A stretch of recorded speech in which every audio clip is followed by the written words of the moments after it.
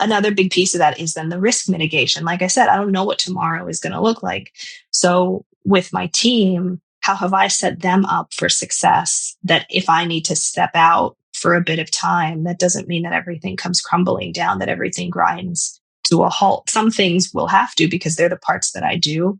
My clients need to understand that, and that's part of our relationship. But there's other things that can continue and not just completely stop, because you never know, chronic illness or otherwise, life is going to life.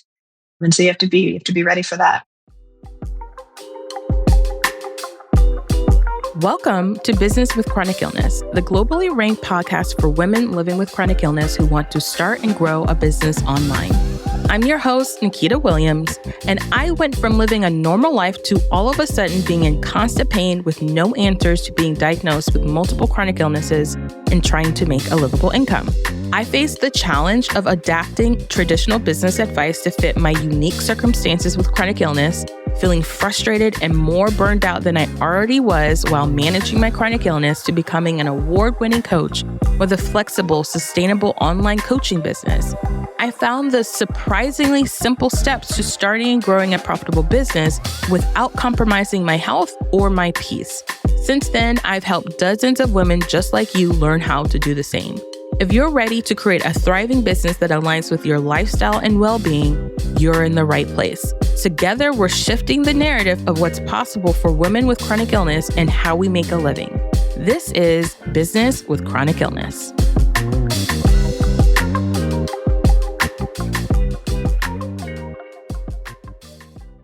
I am so excited to have someone who came into my role. And I'm always very happy when a woman of color, a Black woman, shows up in my inbox who wants to talk about business with chronic illness. This is, to me, a rarity because it's really challenging to get women who are of color to talk about chronic illness, chronic pain, running a business, because it doesn't matter what's going on with our lives. We just get it done. And Jemi is just an amazing person from what I've learned, but I want you to first tell us a little bit about you, like how you would describe yourself as a businesswoman, as a mom. Like, give us a little bit about you before we hop in. Yeah, thank you for having me. I'm excited to be here and tell this story. So myself, yes, I'm a mom. I'm the mom of a 6-year-old little boy who's got a lot of energy and a big personality, and that's a lot of fun. That's like my full-time job. My part-time, full-time job is running my business, the Thinkfluencer Lab. It's a consultancy that focuses on women's leadership positioning and women's leadership development. So whether they are executive leaders or run their own businesses, we help them to position themselves as thought leaders in the market. And we do a lot of that with AI, with research, with data, with all the latest tools. And I'm at the center of that. So I run that. I work one-on-one with the women. And then I also run the business. As you know, right? There's a lot of business to run in the background. Absolutely. I did my human design. I don't know if you're into human design, but I did my human design.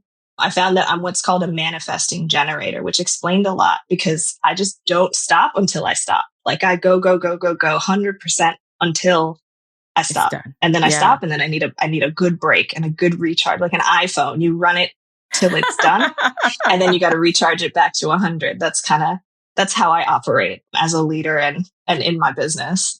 Yeah. So you're a go-getter, you're a thinker, you're an innovator, and then you're like, I need some time to replenish. Yeah. Yes. I love that.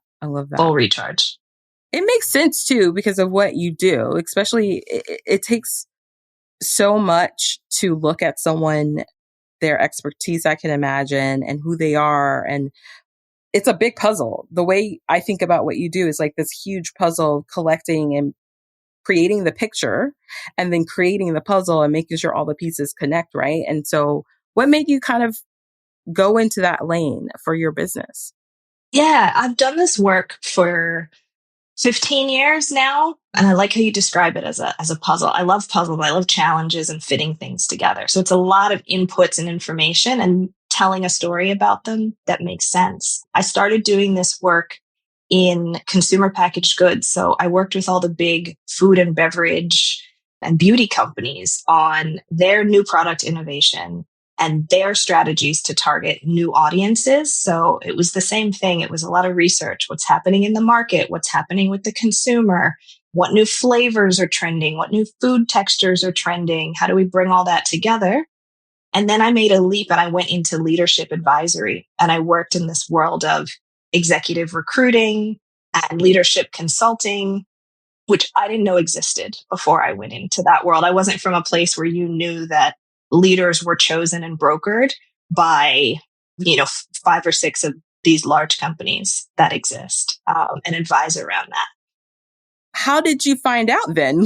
Like, how did that happen? They recruited me. So I had a friend who I interned with way back when I was 19 in New York City, and she worked there. And she said, we have this amazing role. We're looking to start an insight function within the business. And they're really interested in having you come and run that and do research here and bring all that expertise here. So I did. I jumped in and I started doing the same types of research I did on food and drinks and markets, but I started doing that on different types of leadership roles and leadership positions and the future of leadership and how leaders are preparing for this wild, volatile present and future that we're in.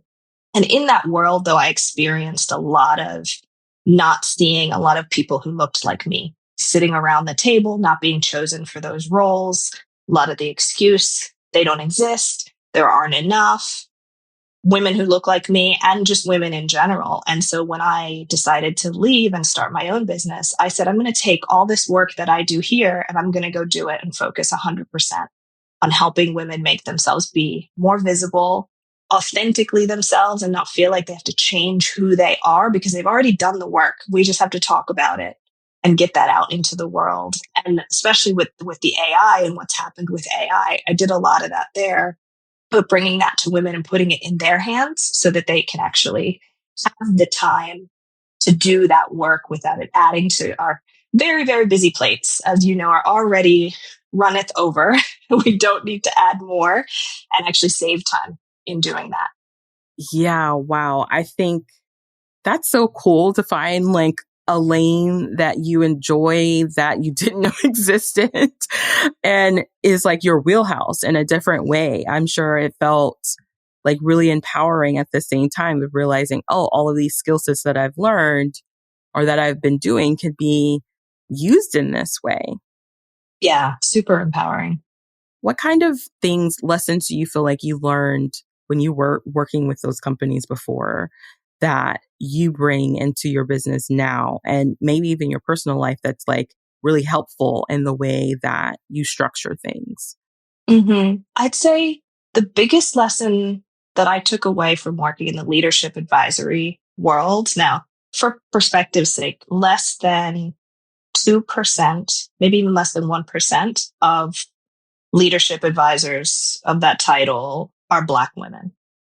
There's very, very I'm not few of surprised. us, very few of us. And it directly correlates to the percentage of Black women that are in those leadership CEO positions of the biggest companies in the world.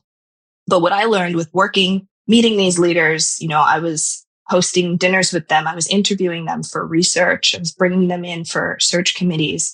And they were on the other side because they were being interviewed for roles that they were nervous about getting.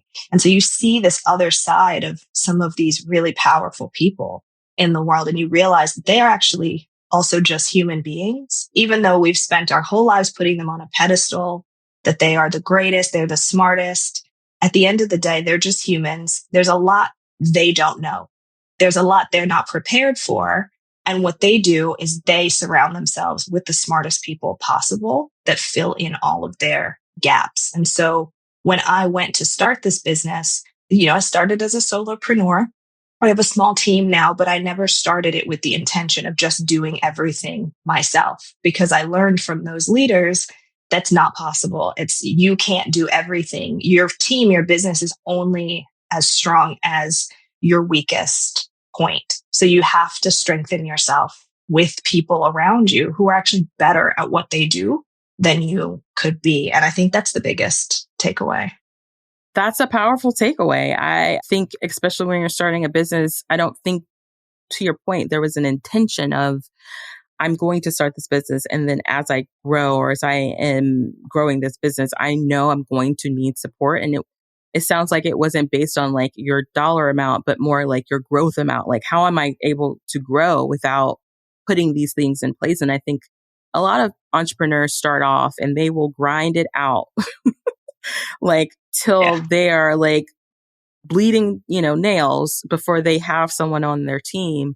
I have come from it from a different angle, which is I live with chronic illness. And so there is no way I can do this by myself. I don't have those spoons. I don't have that energy to try to fill all those buckets. Even in my great strengths area, I need support. So I think I'm curious for you, because the show is Business with Chronic Illness. How has your health and, well-being been affected by starting a business? What does that look like? Is that part of the reason why you started your business?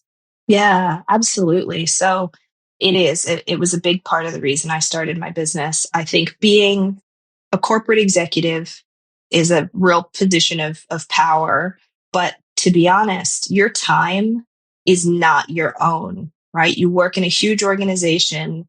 A lot of people need a lot from you all the time. And so I got really sick at the end of 2023. I started to experience chronic fatigue. I gained about 30 pounds in the span of 6 months, just completely unexplained. And then it got to a point where my feet and hands started to go numb. My toes started to go numb. My fingers would tingle when I would be at the keyboard too much. And really at the end point, what pushed me over the edge was I was taking 3 naps a day by the end of 2023. I just had to keep resting. And I thought I was burnt out. And I was like, but you know what? Like I said about my energy, I'm go, go, go, go, go. I've always been like that. So it was really confronting that all of a sudden I didn't have this energy. I couldn't force myself to continue. I had to stop. And I went to the doctors and they did some tests and they diagnosed me with type 2 diabetes. They said, your A1C is really high. You're diabetic. So here's the course that we're going to take. And I said, okay, runs in my family. I'm young, fit, and healthy. So the type 2 diagnosis didn't fully make sense with my lifestyle, but I said, okay, maybe it's genetic. But I continued to research. They put me on medications and the medications weren't working. And it was at that point, I just decided I had to prepare like my finances and my family. And, there were decisions that had to be made that if this is going to continue like this, because these medications aren't working, I'm still experiencing this fatigue, right? Like I have a lot of brain fog when I eat the wrong things and those don't metabolize, right? Like that was all affected. I couldn't eat lunch until, 2 or 3 in the afternoon because it affected my thinking, but not eating lunch affected my blood sugar. And Yeah. so I couldn't win and I couldn't operate in that space in the same way anymore. So in April of 2024, I actually left corporate and decided to take some time off before starting this business. But I left corporate and pursued understanding what was really going on with my health. I did tons and tons of research and found information about this type 1.5 diabetes. Okay, wait. We Yeah. have to say that again because I don't think anybody heard Yes. that in the back. What was it again? Type 1.5, 1.5. It's I also never heard of called it. well, and most doctors haven't either. So you're in good company. The official name of it is LADA, LADA, latent autoimmune diabetes in adults. And what it is, it looks like type 2, but it's actually type 1. And it comes from your pancreas. And it's the same as juvenile diabetes, where the pancreas has antibodies. Those antibodies attack the cells and it stops producing insulin. So that's what's happening.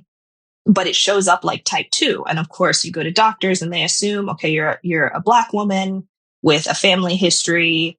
So this is what it is. But the medications they had me on weren't working. Like I wasn't getting better in leaps and bounds. I wasn't feeling like my normal self. So I sought out an endocrinologist. I found a woman of color who I really wanted to see. And the second she looked at those tests, she said, no, it's not type 2.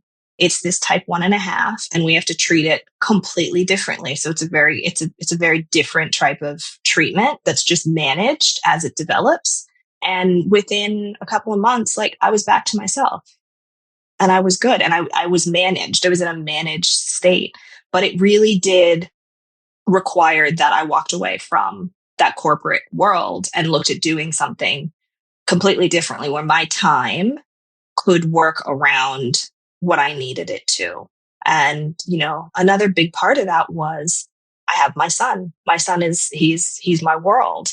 And I decided, in that corporate world, I just didn't have all the time with him that I wanted to spend. So I said, I have to find a way to build something with these skills that I have that honor my energy, my health, but also give me the time with him that I want and the flexibility to do that, and can still, get me paid and comfortable. Like I want it all, and I'm going to figure out how to have it all. And that's the goal. I mean, there's so much like twists and turns in that story, that experience of like advocacy, and just, it sounds like you really trusted yourself that this isn't it. And you also went to do the digging, the research. I wonder if you've thought about it this way, like with your research for looking for brands and things like that, and like how they work, did that help you in this journey of being like, this is not it, right? Absolutely. Because I have that privilege of I have a master's degree in econometrics and statistics. So I know how to read a medical journal. And that's like 0% of people actually know how to do that or would be able to do that. There's not a lot of published information about this as a condition, but I dove right into these medical journals and I read all about different types of symptoms of diabetes. I knew where to search for them and I knew how to read them. I knew what the results of those meant. So by the time I went to that doctor and I said, I need this test for type 1. And she said, nah, that's not it. Nah, it's just type 2. But we'll do the test because you have insurance, right? Another privilege. You have insurance and we'll do the test and they'll pay for it. So why not? So they did this test. She was a good doctor, but she was not qualified in endocrinology. So she misread the results. So I actually had those test results telling me this is what I had sitting there for 6 months before a doctor actually read them properly as well. And I could look at them and I could look at the medical journal and say, this is what this says. This is what this means. And have a medical professional telling me, oh no, like that's not how I interpret it, until I took it to somebody else who looked at it and saw it the way that I did as well. So, I mean, it is something to be said with that, around the idea of trusting your gut and trusting what you know. Don't second guess that what you see with your own eyes is not true. I think it has a lot of levels of gaslighting that we experience in the medical community in general. And also, if you don't have the medical degree, somehow you are not able to figure something out that they aren't.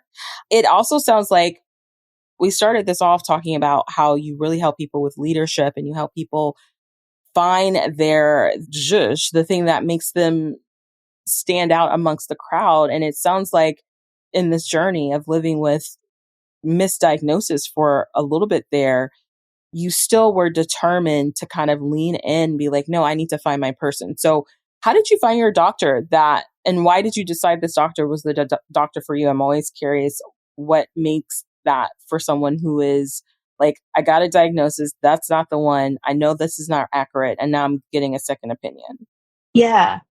I mean, the GP that I was going to, I had been with her for a couple years. I did really like her as a general doctor, but I think to what I was saying earlier, this comes from my leadership training and my working with, Fortune 500, Fortune 10 CEOs. Just because you're the greatest CEO of the greatest healthcare company in the world does not mean that you know every illness and diagnosis that exists in medical history, right? And so even if the GP says, no, I don't think this is what it is, she wasn't 100% certain, which told me I need to go find somebody who is 100% certain, because I need to be 100% certain, because what you're giving me isn't working. It's not improving. So we need to try something different. I'm also just very tenacious, and I'm like, I don't take no for an answer. And so we kept pushing, but I went online, I went on my insurance provider's site, and I looked through all of the endocrinologists in the DMV area where I was living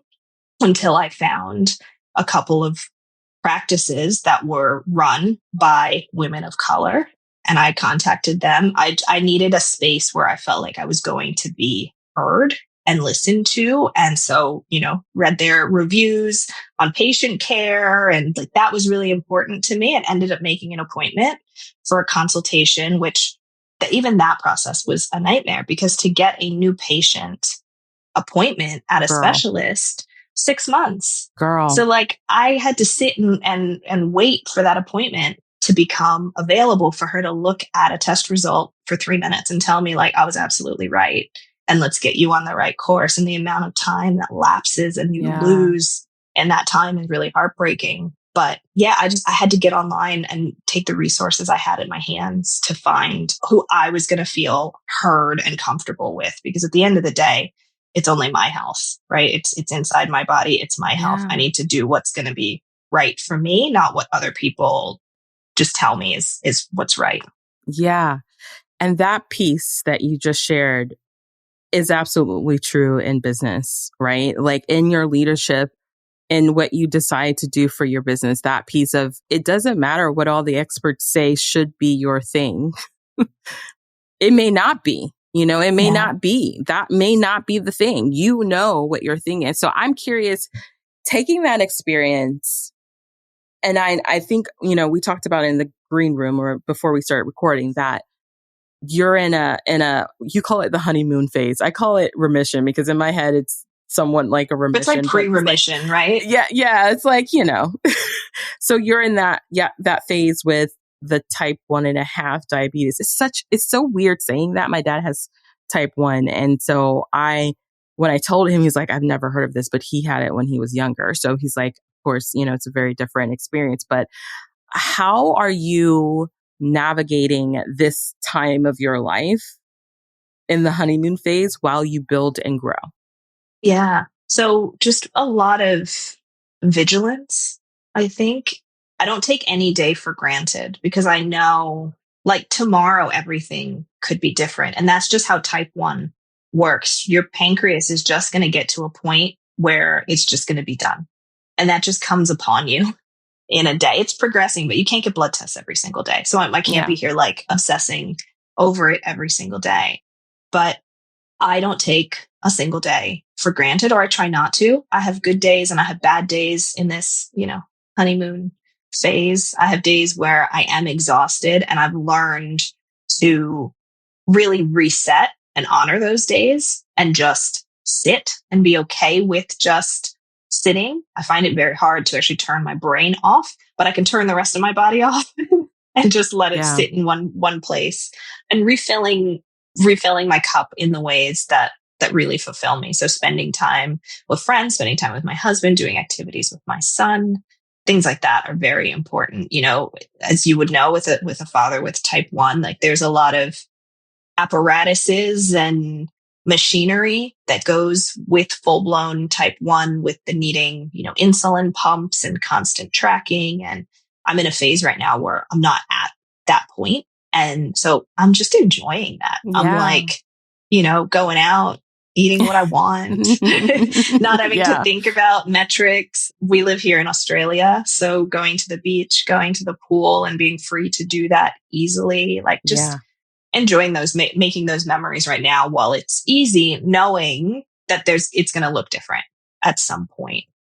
Well, I am glad that you're enjoying the time and also keeping rest as a part of that. It sounds like it's not something you're like, I get to earn this. It's like you're embracing it right now. It's part of the process. It's part of the self-advocacy that you're doing for yourself.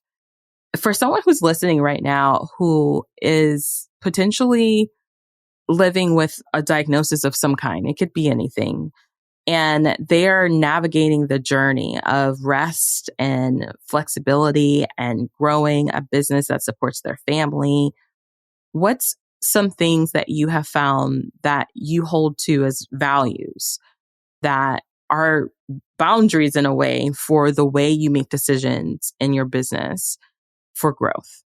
Yeah, really, really good question.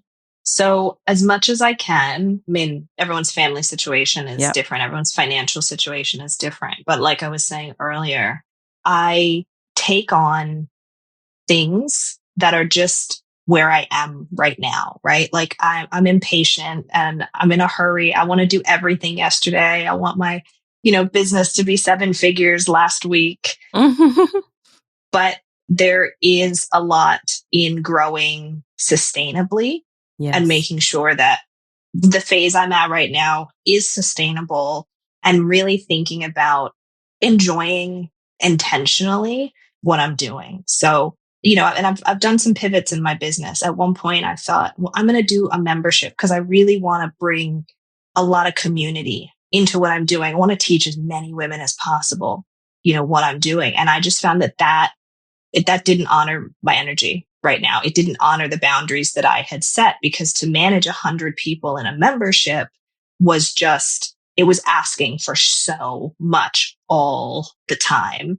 So I pivoted away from that into more one-on-one high touch consulting, where I'm working with one or two clients, the same, much more depthful, but much more on my own time. I can do that research on my own time and connect with them once a week instead of having to be constantly on.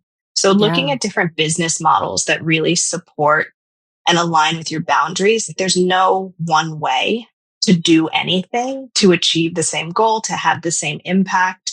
You got to get creative with how you're going to serve the market and be willing to let some things go that are not going to align with the boundaries that you set or the very hard line health needs that you might have, and get good advice. Like that was a big thing, was find great business coaches who would open their doors, people who were trustworthy, like kind of not the online business guru space that just feels like they're not telling you the truth about how any of this actually works. Like get Yes. real advice Yes. from real Yeah. people who have been there and can help you be creative around how you plan and navigate this. Another big piece of that is then the risk mitigation. Like I said, I don't know what tomorrow is going to look like. So with my team, how have I set them up for success, that if I need to step out for a bit of time, that doesn't mean that everything comes crumbling down, that everything grinds to a halt. Some things will have to, because they're the parts that I do.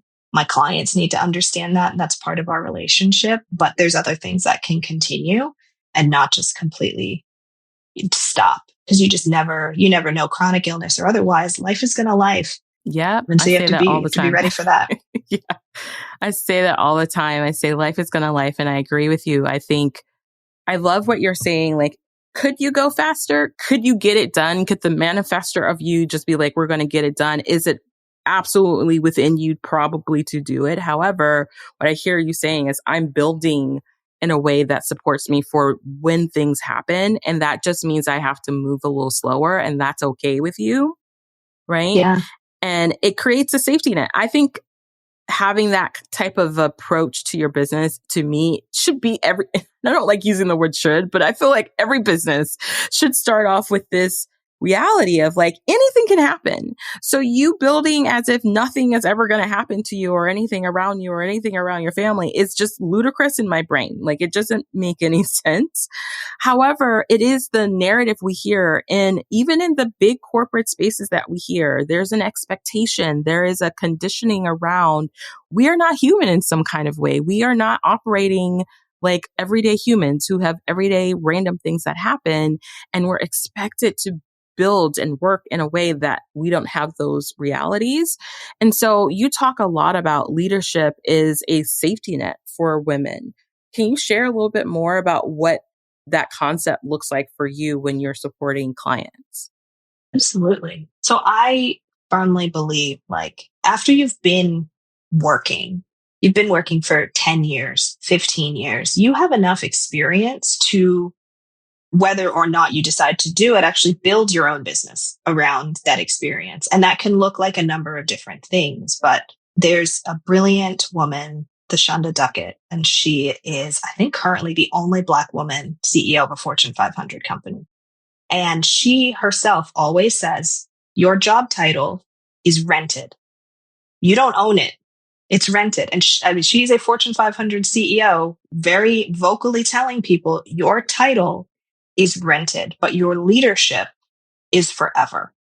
And so building a brand that's publicly known around your leadership, the way you solve problems, the way people feel and experience you, how you bring people together, community together, partners together, even different departments together. Like the way that you do that is all a part of your leadership brand. And whether you define it or not, you have a reputation, right? So take agency into your own hands to define what you really want to be known for around the way you lead. And you can use that as life career insurance in a way, right? The internet's changing. The world is changing. It's not as much about who knows you anymore. It's a lot about who can find you.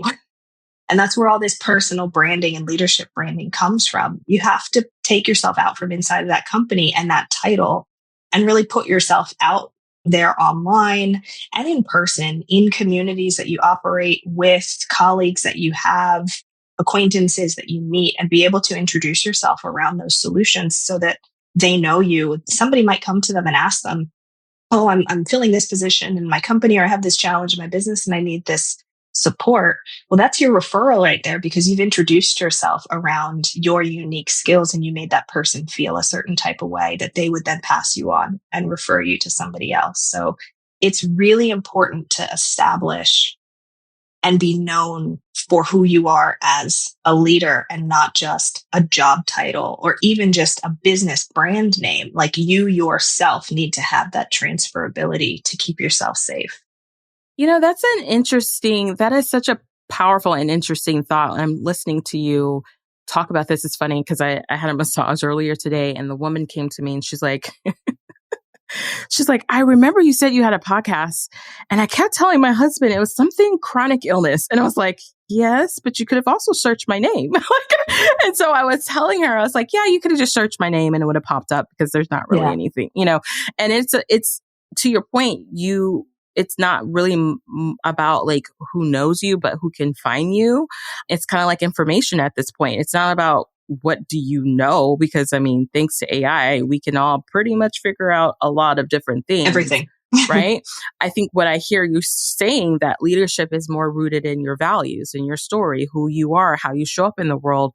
Even though you have this information and this experience, your brand of leadership is more wrapped around who you in essence are.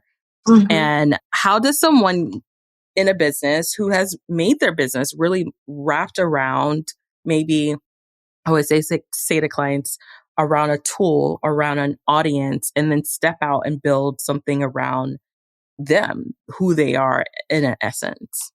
Yeah. Well, I think now you hit the nail on the head, right? More than ever, because of AI, everyone can know everything. If they have a question, they can just get the full expert answer to it within 2.2 seconds, right? So yes. It's actually less about the information that you share. It's more about trust. And do you trust the source of the information that you're getting, right? That's paramount. And the only way to generate trust is in the way people experience you and feel about you. And so two people now can do exactly the same thing, but you can vibe and be attracted and kind of magnetized towards one person more than another because there's something about them that makes you trust them, makes you connect to them, makes you gravitate towards them. And that all comes from how you present yourself as a leader and what your leadership means, how you present those values, how you live those values and show up living those, So it's not always about the perfect LinkedIn post but it's about how you make people feel when you meet them in person and how that sticks with them so that they do refer you on to the next person because you left a lasting impression on their heart, not a whole bunch of information jammed into their mind. Yeah. While you were sharing that, I was thinking of a question because I didn't want to interrupt you because I think everything that you shared is so key and important about it is about a vibe. I joke around, I'm like, it's about a vibe. I'm like it's like music, some vibrations hit you different and some vibrations aren't for you. And that is okay. Nobody's, over here upset with you because your vibrations are different. It's just they're different. But in the context, because I think what I'm hearing from you and your experience, that's a huge change. That's a pivot from where businesses and even Fortune 500 companies have been focused on, which was more about we have to build trust around what we know, not necessarily always about how we make them feel. Because let's be real, most times it wasn't about how we really actually felt. But I think that is transitioning more so with AI. If you've been in a business, because there are folks who listen to the show who've been in business for a while, and you have not found that shift yet, that information is no longer the gatekeeper, the secretary at the, holding up whatever, it's you. What is one piece of advice you would give to them to help them switch that flip and be like, there's no more gatekeeping, there's just you? How do we tap into that? Yeah, there's lots of different ways to do that. And I think my history of this comes from where I started, right? With CPG brands. And like I was working on like launches for Coca-Cola. I worked with Shea Moisture and a lot of those products, like you don't need them. They have to make you want them. And so they make you want them by invoking feeling, right? That was the work that we did. And so that's what I now bring into to people and leaders, invoking feeling. And I talk to a lot of women who are like, oh, I don't want to just get on video. I'm really uncomfortable just getting on video. And I say, that's fine. You don't have to get on video. If your ministry is writing, you can write, you can have a great reputation off of written content, LinkedIn, blogs, get Substack. yourself into articles, Substack, threads. Like there's lots of written mediums. You can do audio only if that's your jam. People have prolific careers like yourself on audio only or audio primary platforms. And that's all right. If you love video, get on video. But then it's also not just talking about yourself, right? It's talking about you could tell stories about your customers and the transformation that they've had. And that's associated with you at the middle of that. Sit down, have a conversation with them and why they loved working with you, why they loved working with your business or your product. That in itself is a story that's more humanizing than selling just the product Yeah. itself, right? Talk about the experience that people are having with the product and what's bringing them to it or what's unique about their experience engaging with it or engaging with your team or engaging with your business. So it also doesn't always have to be just about you, although you should also be present as much as you're comfortable with or comfortable working towards. There's lots of different ways to tell stories, even in the business and why you started it, right? What was that backstory? What did it look like 6 months before that business launched that got you to there? That is so interesting and differentiating for so many people. No two people's journeys are the same. And so being completely unique in who we are, how we show up, and what got us to where we are is just enough to establish a really strong brand for yourself. So when we hear the word brand, I don't know, I feel like since I've been online for a long time, that word has changed meaning. We have business brands, we have personal brands.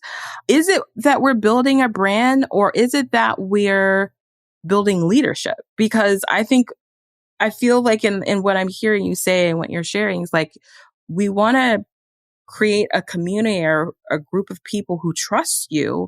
And often when you trust someone, you're in some way leading them, in some way informing them of something, and they trust you about that information, whether it's how you feel, what you're thinking, what you're selling, what you like. And I think we get a little bit in the weeds when we start talking about influencers and content creators and things like that. There's so many different aspects of building a brand.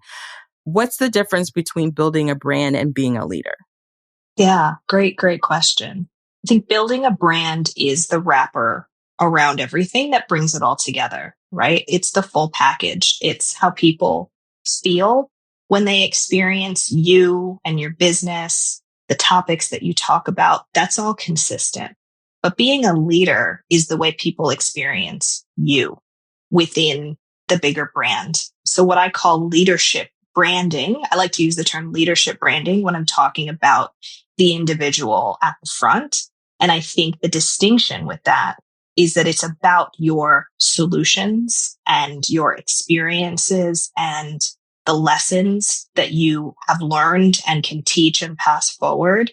It's what we used to call thought leadership, which that got like a nasty corporatized word, and then everyone Yes. was like, I don't want to do that. That Oh, sounds that. boring. But it's essentially the same thing, because now, because of AI, everyone has all the information in the world. So the only thing that really makes us interesting and stand out is like the conversations that we have one-on-one, where no one else was there, where you came up with something different, or two perspectives together came up with a new way to think about something, or those two experiences together kind of had an aha moment. And that is a potential solve for a problem that a lot of people are experiencing. Like, that's now thought leadership. And it's so specific to who you are and where you've been and how you think and how you operate and the energy you give off and the way people experience you. So I think the brand being, the entire ethos of the visual image, the mediums you use to show up, the channels that you're on, how you package that, how you put that out into the world. But the leadership itself really just goes back to you uniquely, who you are, where you've been, how you vibe, Yeah. right? Like, Yeah. that's your leadership. And like I said, it's important that you sit down and really think about how you want people to experience you as a leader. Don't let other people, in the same way, don't let them put a diagnosis on you that is wrong. Don't let them tell you and define what your leadership is or means, because only you should be able to do that. Cosign. Yes. Uh-huh. Let's say that again. Like, it's such a powerful thing. I think we are out of I think at some point in the online journey as a business owner, or even not even online, there was a lot of replication of the same thing over and over again, right? And now, even though that's still the case, the thing that is so important is you. Like, the thing that is going to be the loudest in the room is acknowledging that you are the special sauce, like your stories. And I think for a lot of us, it might be challenging to kind of strip away all those voices and all those other people things that's been, very helpful, very helpful in getting you to where you are. But my therapist says, what got you here or helped you here and helped you grow here may no longer serve you in that way anymore. And you have to find a different way, or you have to strip away what doesn't serve you anymore and move into another place. And I think this is the same thing with our businesses in this day and age. AI has been a huge piece of making our lives easier. We're thankful for that, especially if you live with chronic illness. I'm like, every day I'm saying, thank you, AI, especially when it comes for my podcast. Like, thank you. Yes, right? absolutely. So do you feel like that? Like, when I noticed you nodding when I said, like, it's hard to kind of separate from everything that you've been maybe morphed into, all of the advice and finding the essence of like your voice. Is there like something you've shared with someone that's helped them to like start digging or unpeeling that onion to be more about, okay, this is actually my voice and not someone else's? Yeah. Well, I mean, first of all, I'm a leadership positioning strategist. So I think it is critical that you find somebody to voice your stories to, so they can reflect back to you what they're hearing. It's impossible for us to do that for ourselves. Like, I always say, you can't see the label from the inside of the jar. You just cannot. If you are the sauce in the jar, like you said, you're the special sauce, but you cannot read the label from the outside, from the inside that's on the outside, right? So you need to find somebody qualified to sit down with and help you put together where you've been and where you want to go, and reflect that into a really authentic story that's about you. I don't do my own positioning strategy because I can't. Like, I'm too in the weeds. I second guess things.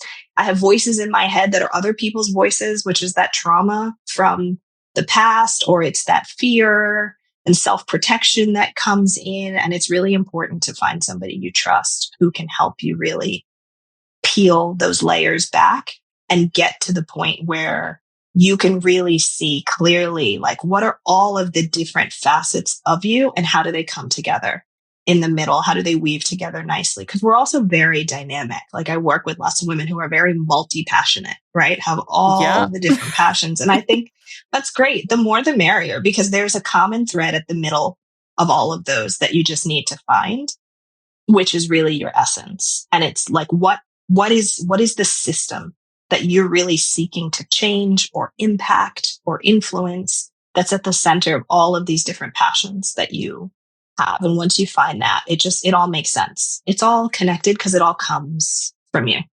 Yes, I love that you shared that. I think so many of us need to give ourselves a break around, why am I so good at doing this for other people, but I can't do this for myself? Because maybe you were never meant to do it for yourself. No, Like, maybe you were never meant to do it for yourself. It is a challenge. Like, it's a real thing. I think I can really relate to your story, like your point, because, for a long time, a lot of folks used to say to me, Nikita, your podcast. And that was just the chick in that background singer for me. I was just like, oh yeah, she's okay. It's cool. And then until recently has it been like, oh wait, no, this is actually bigger than I thought it was. Like, that's the thing. Yeah. That's the thing, right? And I think to your point, you do need someone to hold your hand, and it's a mirror in a way. And also not just a mirror. It sounds like you're kind of like dissecting all of these stories to find okay, here's actually where you are. And usually when you see it from somebody else's point of view, you're like shocked. You're like, oh, whoa. Yeah. I guess that's right. That is me. That is interesting. Yeah. I have a GPT that I've built that I'll share with you to share with your listeners too. It's a mini version of getting started with that I've built. It'll ask you a few different questions. You just putting in stories and what you feel and what you think, and it will help find that common thread at the middle for you to then be able to reflect back and introduce yourself with power for what that is. It doesn't replace the big work, but it's a really nice way to get started and, have a little pep in your step of the day. Because a lot of people go through it and they go, oh yeah, that is me. Like, I like that me. I like what I do. And it starts with that confidence. And that's the thing. You just want to know. You just want to know what's the thing so you can start moving differently. I think it allows you to move differently, see yourself differently, make different decisions. Just like with getting an actual correct diagnosis that matches what you've been feeling and thinking and been like, oh, see, I was right all along, or I had that experience and now I can do something about it and move on with your life and manage that piece. So thank you for sharing that. I would love to have that. We'll put that in the show notes for sure. I've been asking everybody this question towards the end of our show, which is, as a business owner living with chronic illness, what is something that you thought was true when you first started your business that you no longer believe is true? When I first started my business, I mean, to be honest, because I came out of corporate, right? I don't have entrepreneurship in my background, in my family. We are corporate as corporate gets. So I did really get swept up by the online guru space of, this is how you do everything. Like, it's just 8 steps, like, and it's fine. You just follow these steps and you just launch, and like the doors open and people fly in. And so I could tell you, I had a few good flops last year where I was like, I don't think this is the way. So that's not how that works. So yeah, I think coming out of corporate, recognizing that entrepreneurship is hard. It looks glamorous. I think there's a lot that goes into making the social media look really shiny and making it look really glamorous, but that it is hard, and you have to get really comfortable with being wrong. And I don't like to use the word failure, but sometimes something doesn't go right. It does hurt. You got to be able to pick yourself back up and learn from it and really say, okay, I'm going to do things a little bit different. I'm going to get different advice. I'm going to ask for some help in a different way. and be able to move forward with Yeah. that. And it's, the same way that we approach our health.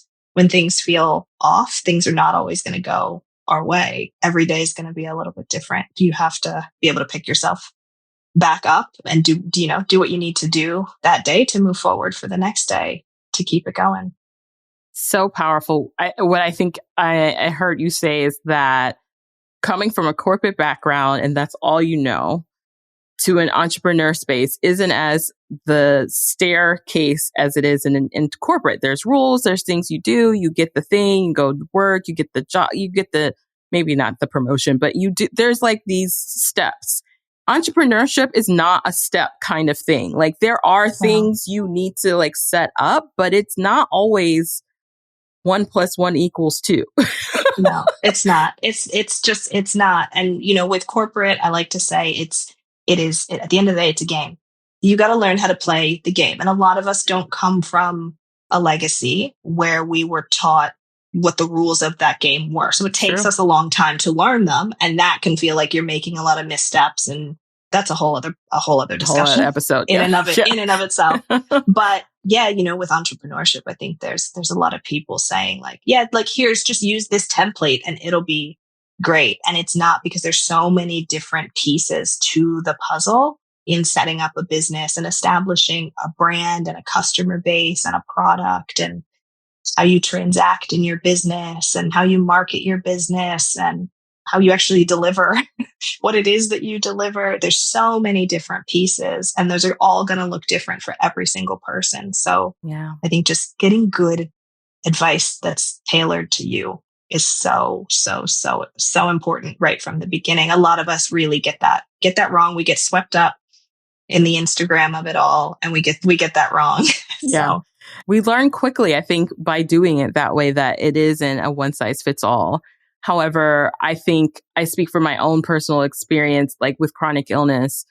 I learned because of my chronic illness that there is literally no one size fits all. Even with the same diagnosis, same symptoms from other people, what they experienced was not what I was experiencing, and vice versa. There's some select things that we're experiencing the same, but in general, we're not all experiencing exactly the same scenario situation, because we are all so uniquely different, even though we are so connected. And I think that's also something to bring into the conversation of business. Like business isn't completely unfigure-outable, but it is very unique and very different, and who you're talking to. And it really does, to me, I think the thing that makes it easier to feel like you can do this is know that you have the tools and the skills, especially if you're living with chronic illness, especially if you've been in corporate.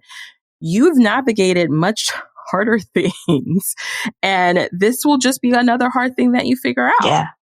Yeah. It's just another thing to navigate and figure out. And you have that perspective on, something doesn't work, try something different. In the 1.5, 1.5 diabetes world, no two cases are the same. And it's so rare. I'm teaching my doctors what this is. My doctors have no idea what this is. So when I have my specialists and my GPs, I'm often teaching them, like my GYN, no idea, teaching them what it is, because that affects any future, children I want to have, or what that might look like. And they don't know.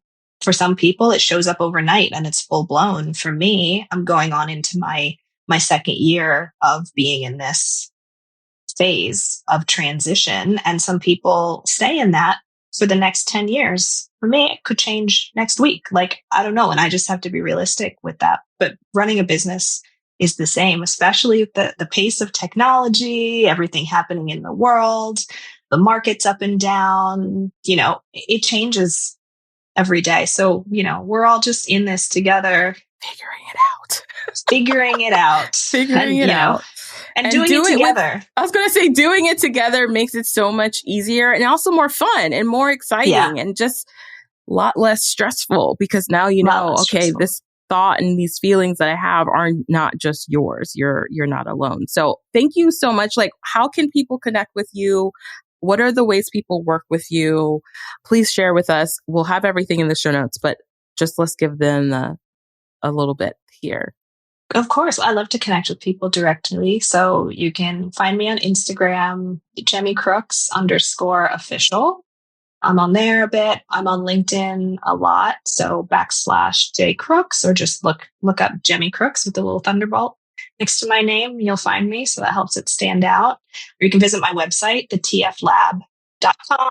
Subscribe to my email newsletter. I'm always sending different tips on AI and leadership and how to bring the two together, and the latest and greatest of what's saving me time and what I'm using in my business, and what tools are working, what prompts are flopping. A lot of fun stuff. Oh, I love that. And that as well. So yeah, I'm online. Come and find me.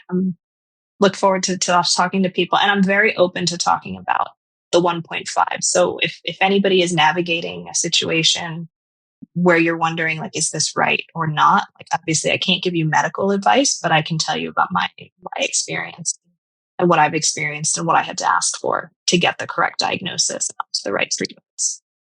Yeah, that's important. So I'll definitely make sure that, again, in our show notes that we talk about that, because when we talked initially, 1.5, I was like, I've never heard of this before. It's kind of like when they told me I had endometriosis back in 2009, and I asked everybody and they're like, I don't know what that is. I've never heard of that. The doctors were like, I don't know.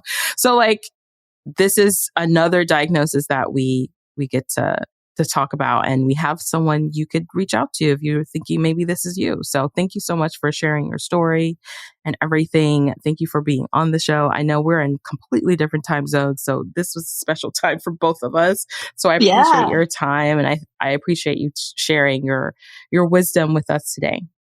Thank you for having me. I appreciate this platform. It's so important. Yeah, I just love having women like you on the show. It really is helpful. It's something I wanted, and now it's here.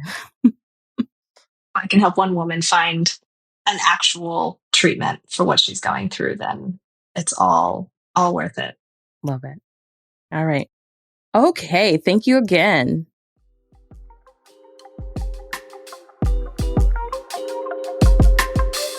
That's a wrap for this episode of Business with Chronic Illness. If you would like to start and grow an online coaching business with me, head to the show notes to click a link to book a sales call and learn how to make money with chronic illness. You can also check out our website at www.craftedtothrive.com for this episode's show notes, and join our email list to get exclusive content where I coach you on how to chronically grow a profitable business while living with chronic illness. Until next time, remember, yes, you are crafted to thrive.